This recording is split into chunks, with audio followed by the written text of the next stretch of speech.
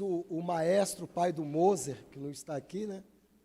Ele disse, poxa, um dos melhores momentos do culto diz, podeis assentar. Irmãos, que alegria estar aqui. Estou muito feliz mesmo. Não é um chavão, não é um clichê, mas mais cedo, eu até falei com minha esposa, eu fui acometido de uma gripe hoje alérgica, não tem nada a ver. Ninguém precisa ficar preocupado, porque a gripe alérgica não é transmitida, né? Nós estamos com uma filhinha em casa peluda. Eu vi o povo tendo bichinho, né, cachorro, essas coisas, e vi o povo falando, paparicando, ficava, nossa, gente, que frescura. Aí me tornei um pior. Aí virou uma filha. E aqui e ali eu sou acometido de uma gripe alérgica pelo pelo dela, e hoje eu fui. E eu falei, Valência, eu estou tão mal que se eu pudesse, eu falava para o pastor Alessandro que não ia dar para ir, porque eu estou tão mal. Mas quando eu cheguei aqui, gente, como a presença de Deus é maravilhosa. Sabe, te restaura, te renova, tu esquece de tudo. Igreja chique é assim, né? Lá no Valparaíso não tem isso. É diferente, é outro nível. Mas que alegria, que maravilha estar aqui. Estou muito feliz. Já não me lembro de gripe alérgica nenhuma, né? E algumas coisas já foram ditas aqui que são a mais pura verdade, né? Eu estava vendo o pastor Alessandro falando da necessidade da gente, nos dias de hoje, poder organizar o nosso tempo. E a grande verdade, eu estava até dizendo isso com a Valência esses dias, que nada substitui o seu dia a dia com Deus. Não há cursos, os cursos são instrumento de Deus. Mas se as pessoas não colocam em prática aquilo que é aprendido, com 2, 3 meses a vida dela volta do mesmo jeito. Mas quando você tem uma vida de intimidade, de comunhão, de dia a dia, de busca, isso faz toda a diferença. E eu falo para vocês, sem nenhuma demagogia, que se a gente tivesse que ir embora agora, eu já estava satisfeito por tudo aquilo que foi ministrado. Pelos louvores, pela palavra, pelas orações do pastor Alessandro. Que bênção! Como eu estou feliz, como eu fui realmente assim, cheio da presença de Deus. Mas, certamente Deus tem mais, não é verdade? Eu creio que Deus tem mais para nós nessa noite. Então, vamos abrir lá o nosso texto, né? 1 Timóteo, capítulo 1, versículo 14.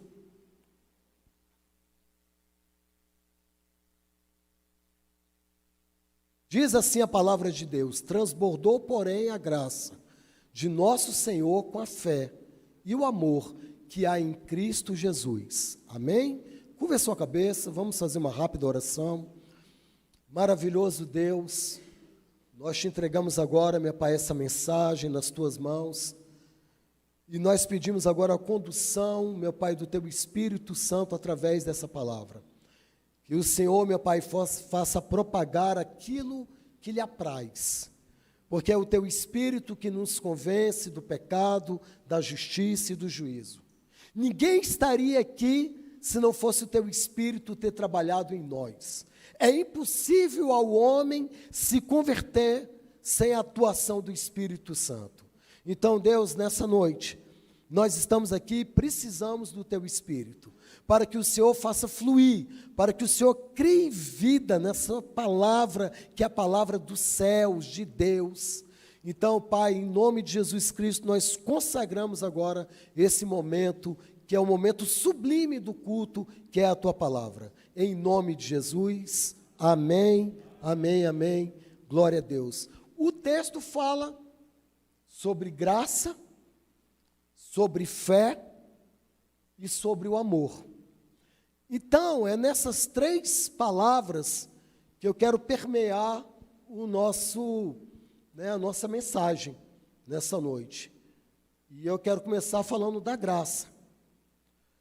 E a graça ela veio com muita força através de um monge chamado Martim Lutero, que no dia 31 de outubro de 1517, ele pregou, escreveu e pregou lá as teses a respeito da salvação, de como a igreja estava perdida, porque os padres naquela época, naquela ocasião, pregavam que a salvação era necessária ser comprada e era vendida às indulgências. Então o povo, lubridiado e enganado, pagava lotes, terrenos nos céus, tanto para si quanto para os seus entes queridos que já haviam morrido, a troco da salvação. Mas Martim Lutero, lendo a palavra de Deus, veio sobre ele o entendimento da graça de Deus. E realmente a graça de Deus, ela é algo muito difícil de ser entendida, eu diria. Ela é algo contraditório de tudo aquilo que nós entendemos como justiça humana. Ela vai completamente de encontro, vai contra aquilo que nós entendemos do que é o certo, do que é o justo. Se eu tenho uma empresa, eu vou colocar lá no topo dessa empresa, como gerente, como administrador, aquele que produz. Não é verdade? Aquele que cumpre metas, aquele que se esforça, aquele que tem méritos, aquele que produz, aquele que vestiu a camisa da empresa, tem assiduidade. Então, eu vou homenagear aquele empregado que realmente dá frutos na minha empresa. E assim em qualquer lugar. Quando eu via o esforço da Valessa fazendo um curso de Direito, eu falava, poxa, cada centavo que eu pago dessa faculdade vale a pena, porque minha esposa é estudiosa, ela tem esmero, ela é esforçada. Então, tinha o quê? O esforço humano, tinha o mérito humano. Olha só, muito obrigado. Esse rapaz é uma bênção. E a graça, ela vai completamente contra tudo isso. A graça não depende do mérito humano. A graça não depende do esforço humano. A graça não vem do homem, ela não é produzida do ser humano. A graça vem de Deus. A graça independe do que eu possa fazer ou deixar de fazer. A graça independe das virtudes ou das minhas qualidades, ela vem do próprio Deus, ela emana de Deus. O texto a qual a Valessa leu, João capítulo 1, versículo 14, diz exatamente isso. E o Verbo se fez carne e habitou entre nós, cheio de graça e verdade, e vimos a sua glória, a glória do unigênito do Pai. Então a graça, ela não é produzida pelo meu esforço. Até porque a própria Bíblia diz que os atos de justiça do homem são como trapo de imundície diante de Deus. Como eu já vi o pastor Hélio pregando aqui em outras ocasiões, dizendo que o padrão de Deus é muito elevado e nós jamais conseguiríamos chegar ao padrão de Deus. Então, a única maneira de nós sermos salvos é pela graça de Deus. Não há outro meio, não há outra maneira. Eu não posso jamais pelas minhas obras, eu não posso jamais por aquilo que eu faço, não posso jamais chegar ao nível, ao padrão de santidade de Deus. Efésios capítulo 2, versículo 8 e 9. Pela graça que sois salvos, mediante a fé. E isso não vem de vós mesmos, é dom de Deus. E não por obras, para que ninguém se glorie. A graça de Deus, ela muitas vezes é contraditória aos nossos olhos. Porque você, quando vê Gálatas capítulo 1, versículo 15, o apóstolo Paulo disse, antes que eu nascesse, no ventre da minha mãe, aprove ao Senhor a me escolher pela sua graça para que eu pregasse a palavra entre os gentios. Quando isso aconteceu, eu não consultei nem carne e nem sangue.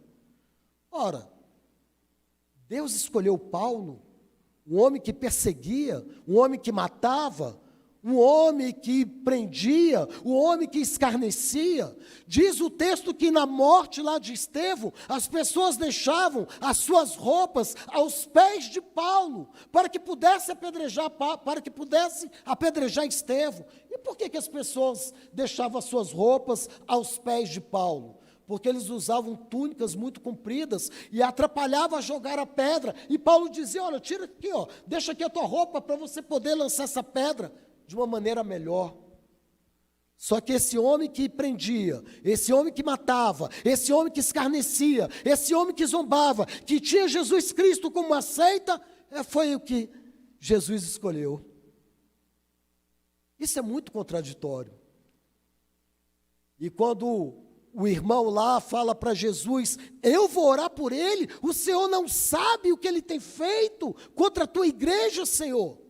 É esse mesmo que eu quero. É esse mesmo que eu quero. Ele vai ver o quanto vale a pena sofrer pelo meu evangelho. Quando Pedro negou o Senhor Jesus Cristo, quando Pedro disse: Senhor, essa galera aí vai te negar, mas eu sou o cara, eu sou super espiritual, e eu jamais irei te negar, eu estarei contigo, eu morrerei ao teu lado. E nós sabemos da história, sabemos que Pedro negou o Senhor, e eu fico imaginando que naquele período entre que Jesus Cristo foi crucificado, até voltar ressurreto, como é que Pedro se sentia? Como é que Pedro se sentia ao dizer que estaria com ele, que daria a vida por ele, que os outros poderiam correr, mas ele não, ele estaria ali, firme e forte. Como será que Pedro se sentiu? Como que espiritualmente, emocionalmente Pedro se sentiu? Mas quando Jesus Cristo aparece ressurreto na praia, ele vai de encontro a Pedro. E ele restaura a vida de Pedro. E ele faz de Pedro um grande líder da igreja naquele primeiro momento. Porque se fosse um de nós, ia dizer: poxa, o cara me traiu, nele aí eu não confio mais. Ele me negou, ele me traiu, como é que eu posso confiar numa pessoa dessa ao meu lado? Cristo sabe muito bem quem nós somos. Ainda quando nós o negamos, ainda quando nós caímos, ainda quando nós tropeçamos, ainda quando nós muitas vezes blasfemamos, o seu amor, a sua graça nos alcança e ele nos ergue. Porque a sua graça é completamente incompreendida. Nós não temos como mensurar, nós não temos como entender o amor e a graça de Deus. Quando Deus escolhe Jacó, o trapaceiro, aquele que foi usurpador, o enganador. Essas coisas, esse agir de Deus nos faz mostrar que, na verdade, nós não sabemos absolutamente nada. Absolutamente nada, porque Deus escolhe as coisas loucas deste mundo para confundir as sábias. Deus escolhe as coisas fracas desse mundo para confundir as fortes. Deus escolhe as coisas vis desse mundo e as desprezíveis e as que não são para aniquilar as que são. E é por isso que certas coisas, e é por isso que certos entendimentos, e é por isso que certos agir de Deus, a gente não consegue entender. Nós não conseguimos entender nem mensurar, porque é única e exclusivamente graça de Deus. Nós estamos vivendo uma batalha espiritual muito grande dentro da nossa casa com a nossa filha. Mariana se desviou do evangelho, Mariana não está na igreja, Mariana está indo para um caminho muito perigoso, um caminho de morte. E esses dias eu vi uma situação em que ela se encontrava, que a minha vontade foi de descer do carro, ir lá e falar poucas verdades para ela, e na verdade eu cheguei a parar o carro e a descer, e quando eu ia ao encontro da minha filha, veio estampado na minha frente: graça. Graça. Graça. A tua filha te dá bem menos trabalho do que você deu para os seus pais. Então tenha graça. Não é uma graça que eu vou apoiar o pecado, não é uma graça que eu vou incentivar o pecado, mas é uma graça que eu falei com ela. Você está indo para um caminho de morte. A tua escolha vai te levar para uma ausência de Deus na eternidade. Mas eu te amo mesmo assim. E eu vou continuar sendo teu pai mesmo assim. E eu nunca vou me envergonhar de você mesmo assim. A minha filha tem achado que é homossexual. A minha filha pensa que gosta de mulher. E como isso machucou e nos dilacerou a nossa alma. Mas, irmãos, eu não vou deixar de amar a minha filha. Eu não vou esconder isso da igreja, eu não vou andar com a cabeça baixa, eu não vou estar envergonhado, porque se a igreja que eu compartilhar isso for de Deus, vai ter misericórdia e orar por ela, e não julgá-la. E não julgá-la. Porque esse é o papel da igreja. Independente do pecado, todo e qualquer tipo de pecado leva à morte. E quando eu falei isso para minha filha, ela baixou a cabeça e ela falou: pai, eu nunca imaginei que você fosse ter essa atitude. E ela começou a chorar. Ela começou a chorar, porque eu não briguei, porque eu não a humilhei. E eu falei: filha, eu te amo, do jeito que você é. Eu te amo do jeitinho que você é, eu nunca vou me envergonhar de você. Você é um presente de Deus para a minha vida. Agora, o teu caminho é um caminho de morte. Eu não vou te negar isso não, mas eu estarei com você todos os dias. Eu e sua mãe somos os seus melhores amigos abaixo de Cristo. Graça. Precisamos amar as pessoas. Não, de forma alguma, apoiar os seus pecados. Porque nesses últimos anos, as pessoas imaginam que a igreja é inimiga do homossexual, é inimiga da prostituta, é inimigo disso. Nós viemos, a igreja, Jesus veio para os doentes. E quem são os doentes? A humanidade. A humanidade é doente. Não há ninguém, não há um justo sequer, não há quem possa bater no peito e dizer: eu sou perfeito, eu consigo chegar a Deus, eu consigo chegar à salvação através dos meus próprios atos. Não existe isso. Na verdade, a humanidade se apresentou diante da cruz. De um lado havia um ladrão que reconheceu que Cristo era o Senhor e Salvador. E do outro, tinha um outro ladrão, o outro malfeitor, que ignorou, que escarneceu, que duvidou, que pediu provas. E assim ia ser a humanidade. De um lado estão os pecadores, que reconhecem que precisam do arrependimento, do perdão, que reconhecem que Jesus Cristo é o Senhor e Salvador. E do outro lado estão os que zombam, os que escarnecem, os que pensam que não precisam de Jesus, que acham que por si só, ou até duvidam, né, da divindade de Cristo. Então, toda a humanidade está ali na cruz. E nós somos aquele ladrão que se arrependeu, que viu em Jesus Cristo a salvação, porque nós somos miseravelmente dependentes do seu amor, da sua salvação, da sua graça, porque ninguém chega diante de Deus sem a sua própria graça. E a graça foi a personificação de Jesus Cristo. Ele é a própria graça.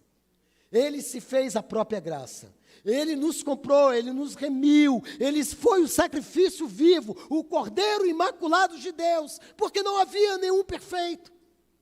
Então o próprio Deus precisou se sacrificar.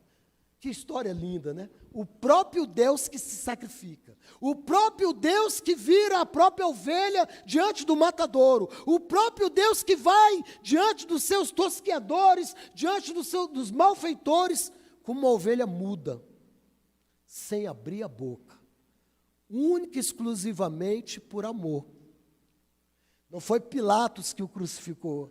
Não foi a igreja que crucificou, não foi Judas que o traiu, ele quis, ele, antes do mundo, antes da fundação do mundo, o Cordeiro já estava morto, é o que diz o texto. Diz que antes que houvesse criado todas as coisas, o Cordeiro já estava morto. Antes da fundação do mundo, tudo já estava determinado. Tudo Deus já sabia. Tudo já estava. Ele veio voluntariamente. Ele veio por amor. Ele veio diante da graça. Porque só assim nós poderíamos ser alcançados por Ele. E a outra palavra que eu quero falar nessa noite é a respeito da fé.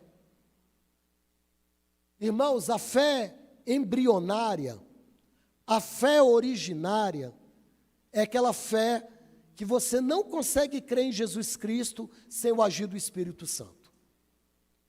Ninguém está aqui por livre e espontânea vontade sem ser que o Espírito de Deus tenha agido em você. A palavra diz que o Espírito veio para te convencer do pecado, da justiça e do juízo. Então ninguém está aqui sem que o Espírito tenha agido, sem que o Espírito tenha convencido, sem que o Espírito tenha falado ao seu coração. Porém, a nossa fé, ela precisa ser desenvolvida. A nossa fé vai depender da tua busca no dia a dia. A sua fé vai depender daquilo, da sua comunhão com o próprio Deus. Porque senão a tua fé vai ficar estagnada. A fé vai depender das tuas experiências com o Senhor. Ela precisa ser desenvolvida. Ela precisa ser buscada, almejada, desejada. Porque a fé ou pode contagiar as pessoas ao seu lado, ou a fé pode roubar a força das pessoas ao teu lado. Isso é muito claro em Números capítulo 13. Quando Moisés envia espias para observarem a terra prometida. Deus havia prometido. Era uma promessa de Deus para o povo de Deus. Os espias vão lá, observam a terra, e nós sabemos a história. Dos 12 espias que foram lá, só 2 creram. E 10 não creram. E aqueles 10 que não creram, tiraram a coragem do povo de ir à batalha. Aqueles 10, a fala daqueles 10 disse, olha, não podemos ir contra esse povo. Esse povo é muito grande. Nós nos sentimos como gafanhotos diante deles. Nós olhávamos para eles e nós sentimos que eles eram gigantes e a gente uma formiga, um gafanhoto.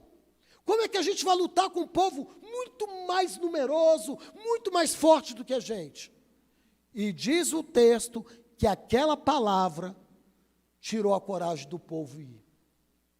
Que aquela palavra tirou, roubou, né, vamos dizer assim, a certeza da vitória. Roubou deles a coragem. Então, eles se intimidaram.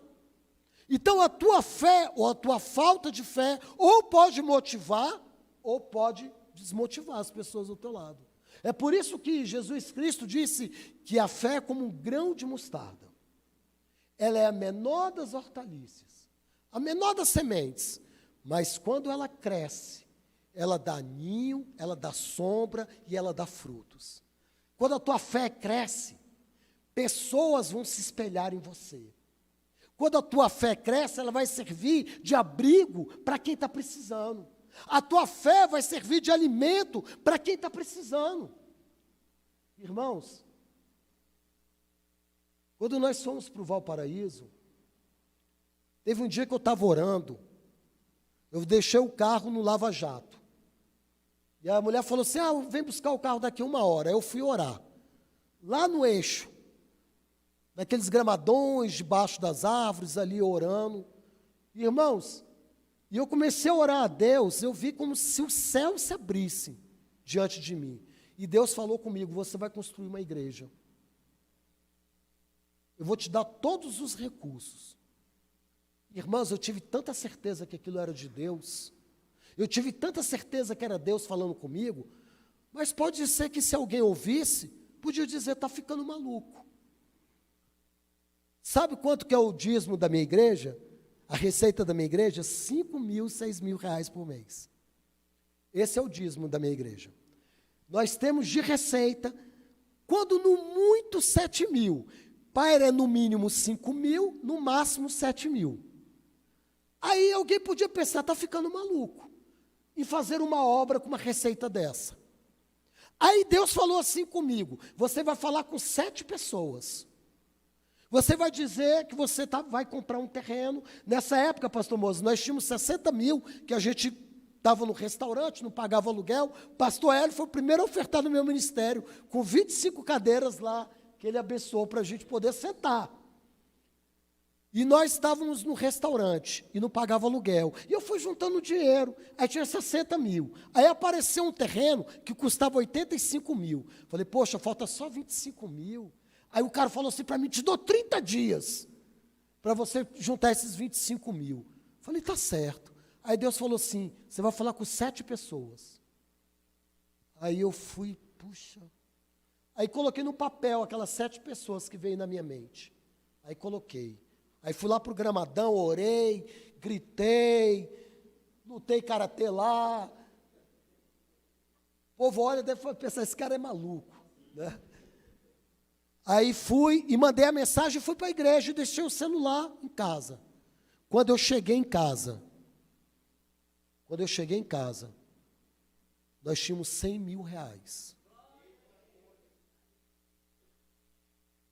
Nós tínhamos 100 mil reais. Uma pessoa lá de São Paulo me ofertou 85 mil reais. Quando eu falei com ele: fulano, está faltando 25 mil. Com o que você puder ajudar aí, nós temos 60, falta 25. Lógico que não estou te pedindo 25, mas com o que você puder ajudar. Aí ele falou assim: pastor Carlos, o seu pedido foi uma resposta de oração. Eu estava com esse dinheiro aqui um tempão parado e perguntando para Deus e orando com minha esposa, falando: qual igreja nós vamos abençoar? E quando você pediu, foi resposta de oração. Você vai pegar esses 85 mil, vai comprar aí o lote, o que você tem, você já começa a construir. Só que não compramos esse terreno, porque esse terreno não tinha escritura. Aí compramos um outro terreno, que é no melhor lugar de Valparaíso, por 94 mil reais. Aí, olha só, aí quando eu fechei o negócio com a mulher, eu falei assim com a mulher: a gente vai lá para o cartório, você assina a escritura, eu te faço a transferência de lá. Ela: de jeito nenhum. Primeiro o dinheiro na minha conta, depois eu assino. Não vou assinar a escritura sem dinheiro na minha conta de jeito nenhum. Falei: meu Deus. Falei: e agora? Aí, quando a gente marcou de se encontrar no cartório, a mulher não foi. E a mulher ficou internada. E a mulher passa um dia internada, 2 dias internada, 3 dias internada, 4 dias internada. Aí eu ligo para ela, falei: dona Bia, o que está acontecendo? Ela falou: meu filho, eu vou te dizer, eu tenho um câncer e estou em fase terminal. Os médicos já me desenganaram. Eu estou tomando uma medicação que dá bolhas na sola do meu pé, e é por isso que eu não fui. Aí Valessa tinha falado comigo: Carlos, tem um propósito nisso aí. Não é à toa que isso está acontecendo. Eu falei: a senhora quer aceitar o Senhor Jesus Cristo como o Senhor e Salvador da tua vida? Ela: eu preciso. Eu quero aceitar esse Jesus. Eu fiz uma oração e ela do outro lado chorando. Eu orando por ela, ela chorando do outro lado da linha. E ela aceitou o Senhor Jesus Cristo. O propósito era de salvação, irmãos. Não era simplesmente a compra de um terreno. Deus sempre tem algo maior, a graça do Senhor. Alcançou aquela mulher e ela se converteu, e ela aceitou o Senhor Jesus Cristo. Aí sabe o que aconteceu? Quando ela recebeu a alta, ela nem me avisou. Ela saiu do hospital e foi para o cartório e assinou. Falou: pastor Carlos, quando eu saí do hospital não tive paz. O primeiro lugar que eu falei com meu marido que eu tinha que ir era no cartório assinar a escritura dessa igreja. Não tinha colocado um centavo no bolso dela. Depois de 2 horas eu fui lá no cartório e transferi o dinheiro para ela. Ficamos amigos até Deus a recolher. e Deus a recolheu. E aquele terreno foi um presente de Deus, e para ela maior ainda, que foi a salvação.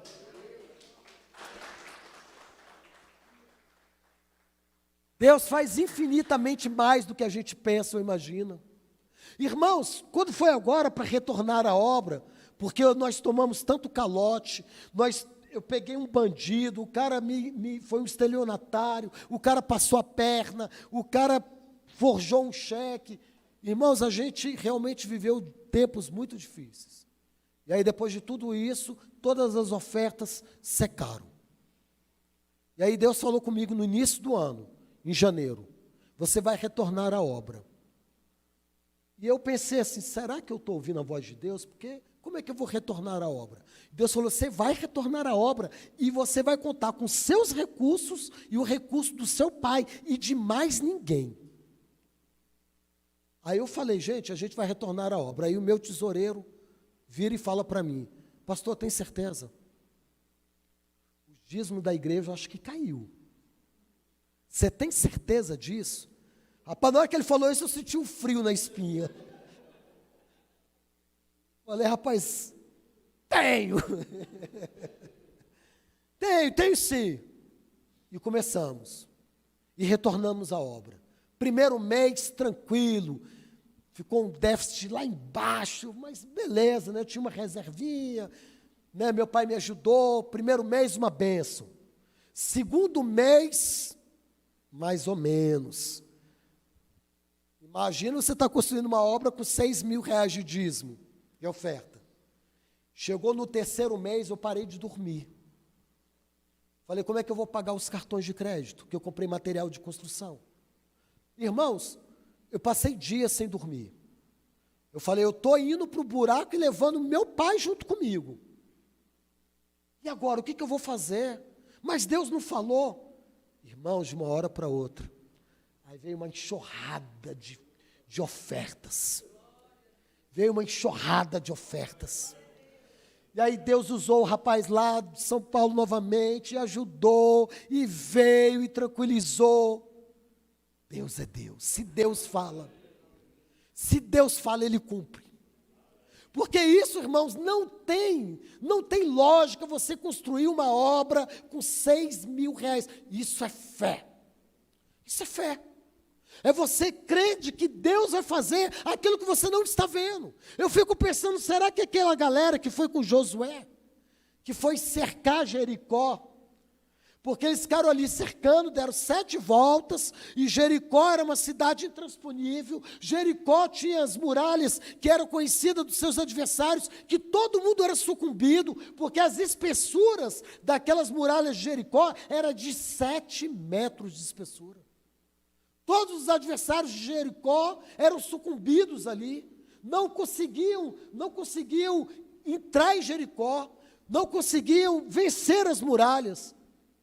Mas o povo orou e o povo gritou e as muralhas caíram. O povo orou e o povo gritou, tocou buzina e aquelas muralhas ruíram. Será que algum dos amigos de Josué era que nem meu tesoureiro? Tem certeza, Josué? Tem certeza que isso vai dar certo?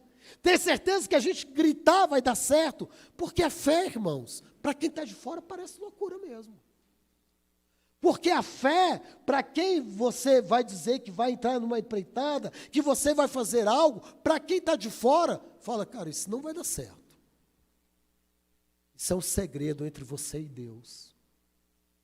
Tem coisas que Deus fala só contigo. Tem coisas e segredos que Deus coloca só no teu coração. Jeremias capítulo 33, versículo 3. Clama a mim, e eu te responder-te-ei, e anunciar-te-ei coisas grandes e ocultas que não sabes. Coisas grandes e ocultas que tu não sabes, Deus só revela para quem clama para Ele. Coisas grandes e ocultas e misteriosas, Deus só revela para quem o busca, para quem crê, para quem de fato acredita que aquela voz que veio é de Deus, é do Senhor. Então, As coisas, para quem tem fé, são surreais, sobrenatural. Quando é que eu podia imaginar que 7 mensagens que eu fosse enviar, fosse render 100 mil em 3 horas? Quando é que eu podia imaginar isso? Humanamente, racionalmente, nunca. Se não fosse o próprio Deus, se não fosse o próprio Senhor. E é por isso, irmãos, que eu tenho certeza que minha filha em algum momento vai ser alcançada. Porque eu não desisto de orar por ela. Todos os dias. Pode passar 1 ano, pode passar 2 anos, pode passar 10 anos, pode passar 20 anos, pode passar o tanto dos anos que for, que eu vou dizer, ela vai ser alcançada. Ela vai ser alcançada. Minha mãe orou por mim durante 15 anos. Durante 15 anos, minha mãe orou pela minha conversão. E não desistiu nunca. Nunca. Era incrível como minha mãe me tratava. Ela sabia a vida que eu tinha. Ela sabia e me tratava da melhor maneira possível. Da melhor maneira possível. Minha amiga, minha companheira, orava escondido, chorava pela minha conversão, mas me tratava super bem. Irmãos, a melhor arma que nós temos é o amor. Independente do que a pessoa possa fazer, você nunca sabe o que Deus pode realizar na vida dela. Independente do que a pessoa possa estar fazendo, agindo, você nunca sabe o que Deus pode fazer na vida daquela pessoa. Eu recebia, dentro do ônibus, aqueles livrinhos dos Gideões, rasgava todas aquelas folhas para fumar maconha. Todas. E hoje eu amo a palavra de Deus. E hoje eu não vivo sem a palavra de Deus. E hoje aquelas folhas que eu escarnecia, que eu zombava, é a minha vida. É o meu norte. É o que me dá vida, é o que me dá prazer. Como eu me sinto realizado, como eu me sinto preenchido, como eu me sinto, como que dá sentido à minha vida, quando eu posso ser instrumento na vida de alguém. Não há plenitude maior do que essa, não há alegria maior do que essa, do que você ser usado por Deus para ganhar uma vida. Para ganhar uma vida que seja. A alegria que Deus te contagia quando você ganha uma vida para o Senhor, quando você leva alguém para os caminhos do Senhor. Isso é o que dá sentido na sua vida. É por isso que o único milagre que diz que haverá festa diante dos anjos de Deus é quando um pecador se arrepende. Não é quando um cego enxerga, não é quando um aleijado levanta, não é quando um morto ali ora e é ressuscitado, mas é quando um homem se converte. A gente nunca sabe o que uma conversão pode levar. Às vezes você ganha uma pessoa e você não sabe os frutos que aquela pessoa vai dar. As pessoas que me ganharam no presídio nunca mais me viram. Elas não sabem, né, o quanto elas foram importantes para a minha vida e quanto, pela misericórdia de Deus, rendeu frutos. Então, às vezes, Deus te coloca no meio do caminho para orar por uma pessoa, talvez nunca mais você vai ver aquela pessoa, mas você não sabe o que Deus vai fazer através da vida daquela pessoa.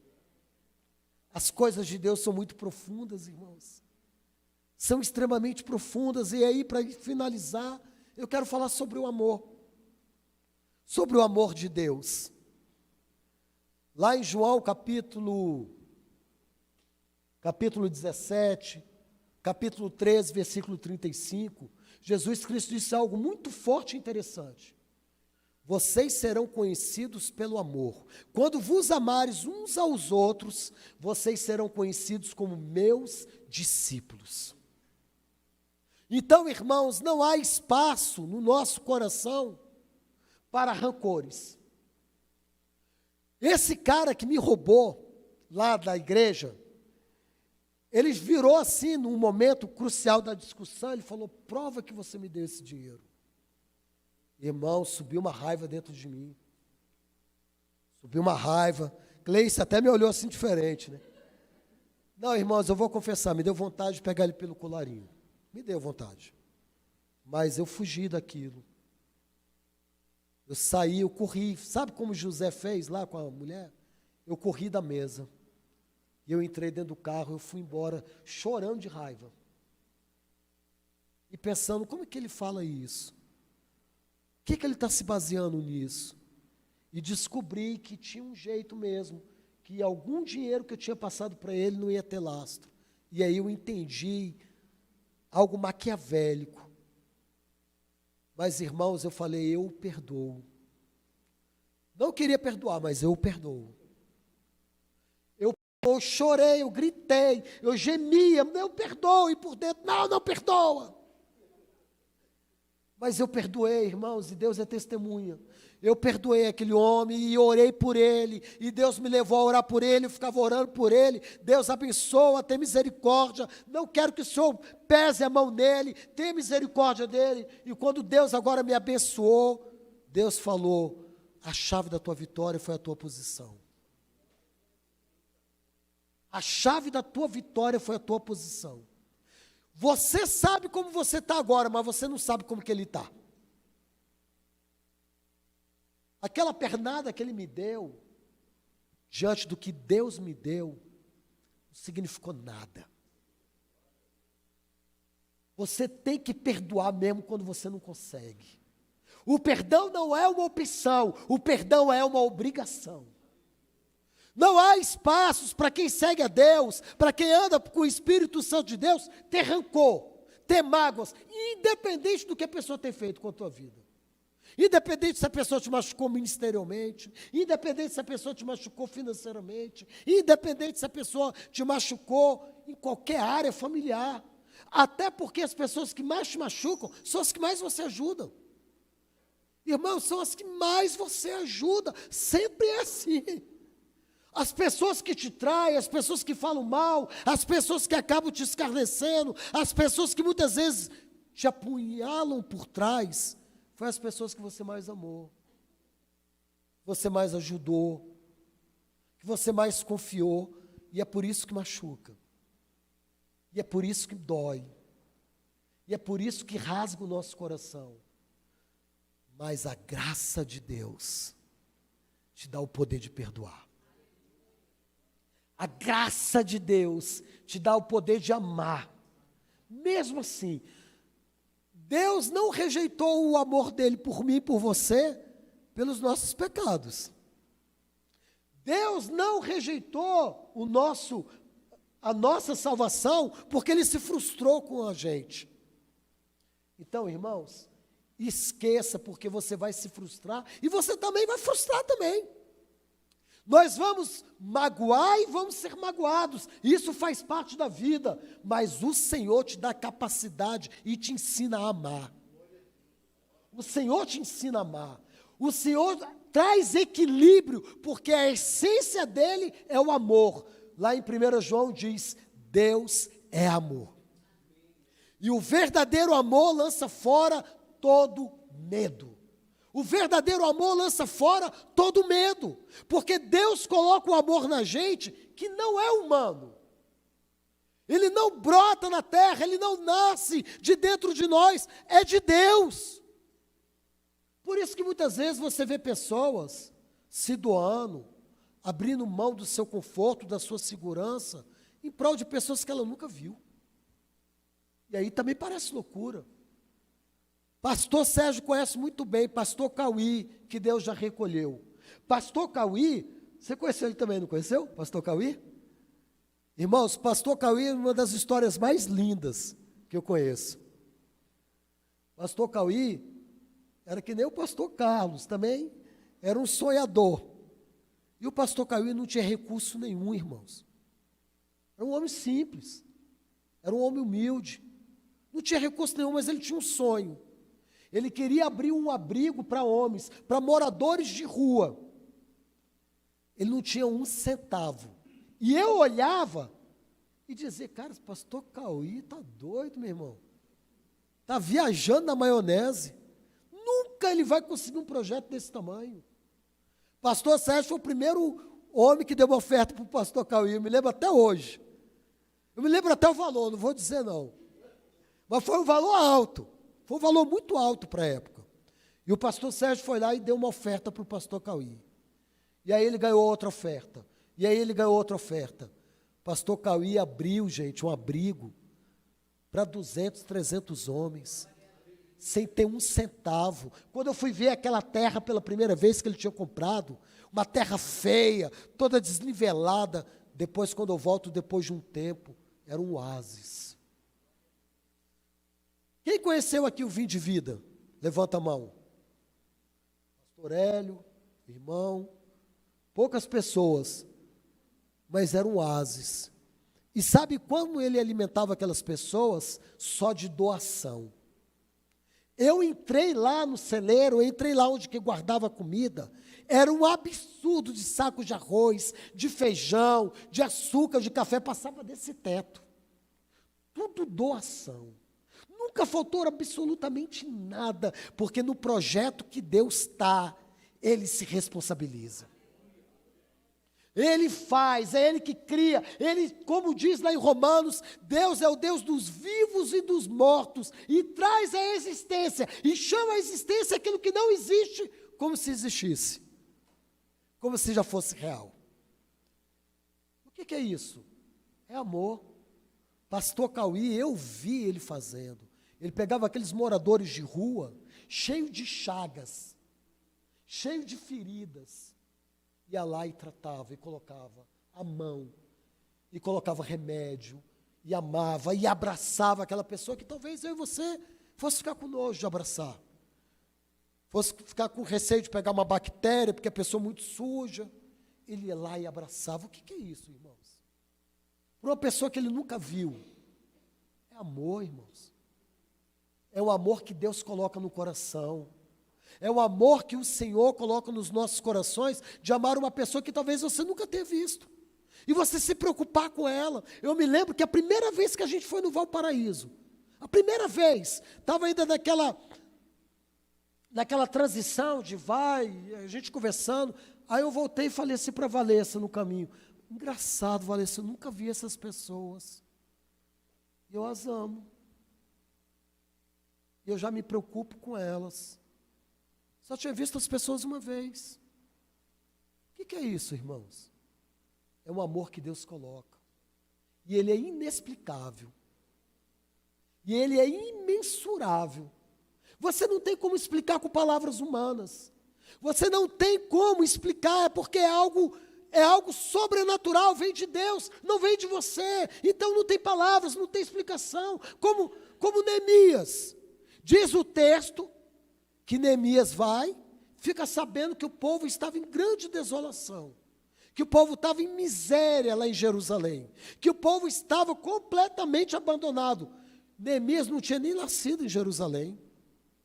Neemias já havia nascido na Babilônia, depois já estava em outra nação. Não tinha nenhum vínculo com aquele povo, a não ser dos seus antepassados. Mas o texto diz que Neemias chorou, quando ficou sabendo que aquele povo estava em grande desolação. E Neemias chorou, e orou, e jejuou, e conseguiu tudo o que ele precisava para trazer dignidade para aquele povo. Deus te trouxe aqui nessa noite. Eu não sei quem que disse isso, se foi o André, ou se foi o pastor Alessandro, eu não me lembro quem.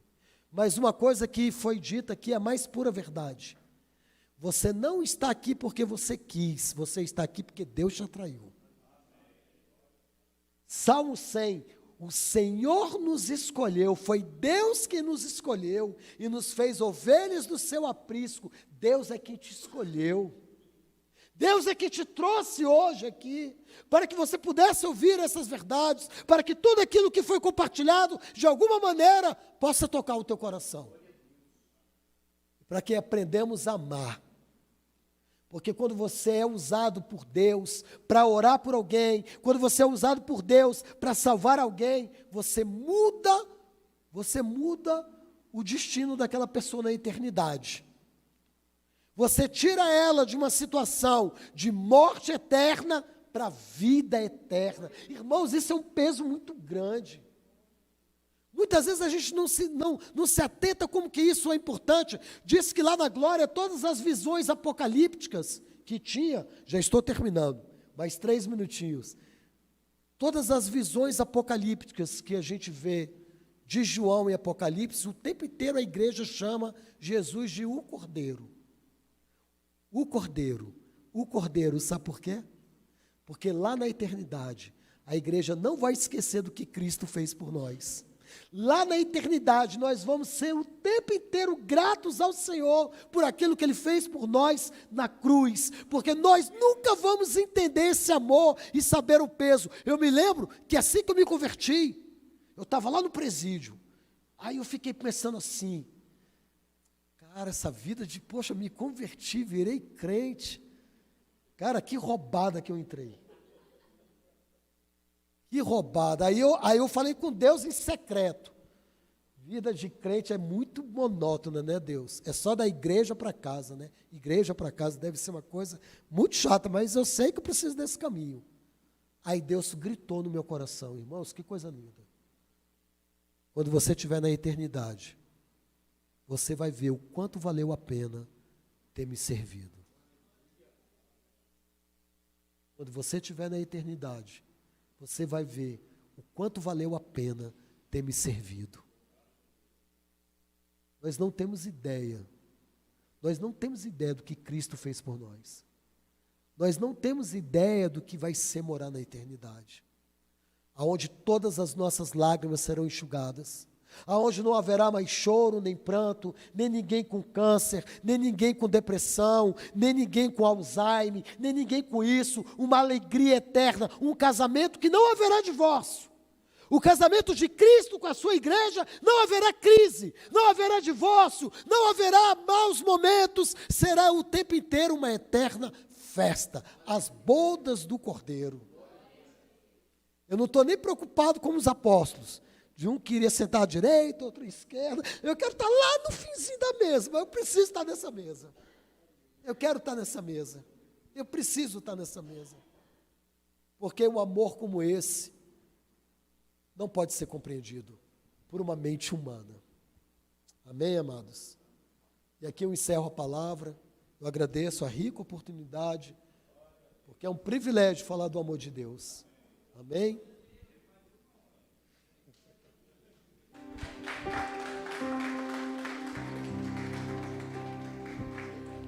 Vamos nos colocar de pé, vamos orar.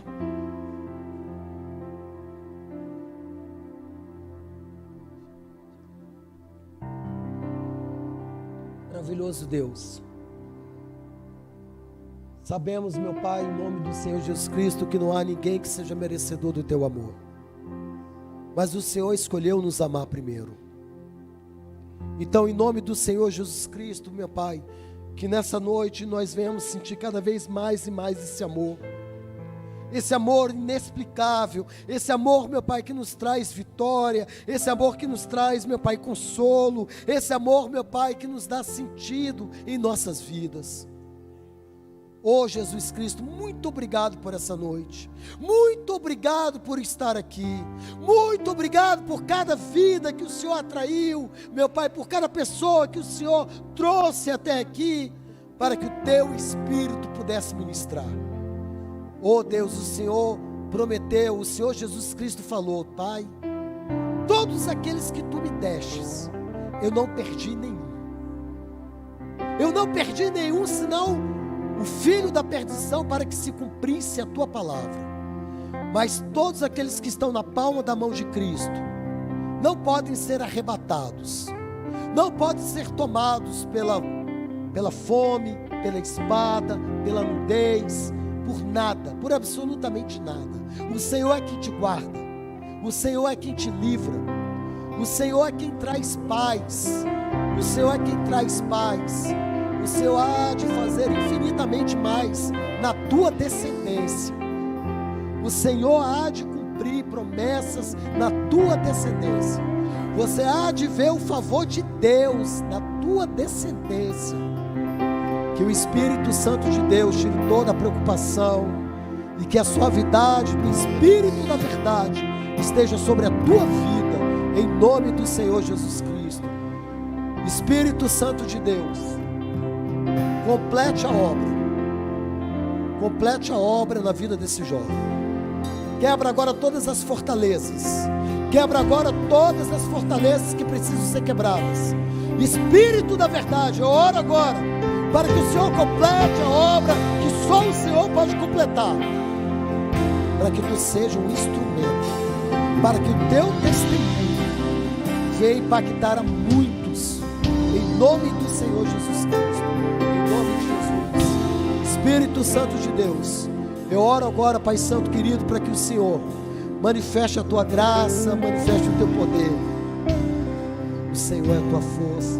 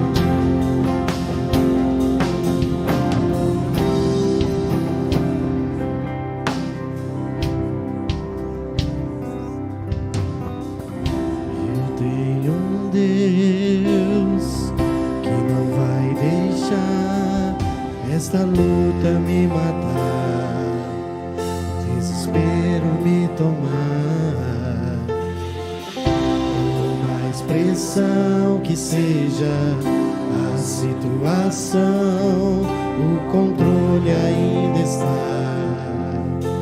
na palma de tuas mãos.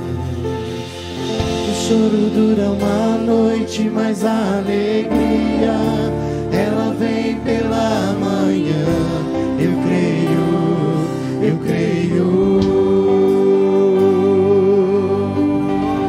O choro dura uma noite, mas a alegria ela vem pela manhã. Eu creio, eu creio.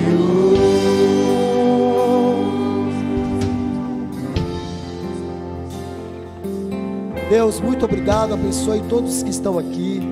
Meu Pai, que o Senhor agora traga paz, que o Senhor traga prosperidade, que o Senhor traga alegria a todas as famílias que aqui estão. Deus, em nome do Senhor Jesus Cristo, realiza sonhos, abra portas de emprego. Deus, em nome de Jesus Cristo, essa é uma noite de presentes. O Senhor vai presentear muitas pessoas que estão aqui com aquilo que está precisando. Receba do Senhor presente dos céus, em nome de Jesus. Amém, amém, amém.